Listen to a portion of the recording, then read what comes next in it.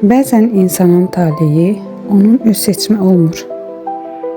Bəzən sadəcə qızsan deyə həyatın əlindən alınır. Bu, Məsumənin hekayəsidir.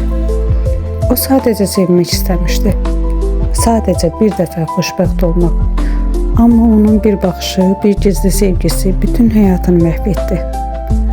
Ailəsi bunu öyrənəndə hər şey dəyişdi. Qapılar bağlandı, azadlıq bitdi.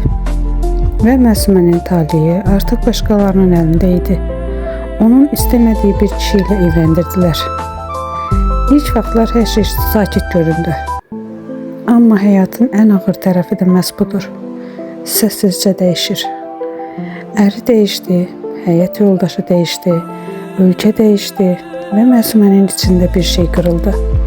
Müharibə başladı. Qorxu, yoxsulluq, ayrılıq və bir gün o elə bir xəbər aldı ki, o gündən sonra artıq heç nə əvvəlki kimi olmadı. İllər keçsə, Məsumə artıq əvvəlki saf qız deyildi.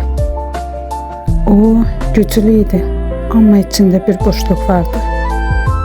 Və bir gün keçmişdən biri qəfil qarşısına çıxdı. Onun unutmağa çalışdığı, onun həyatını dəyişən, onun ilk sevgisi. Ürəyi yenidən döyünməyə başladı. Amma bu dəfə seçim onun idi. Sevgi yoxsa qürur? Keçmiş yoxsa yeni həyat? Və o qərar verməli idi.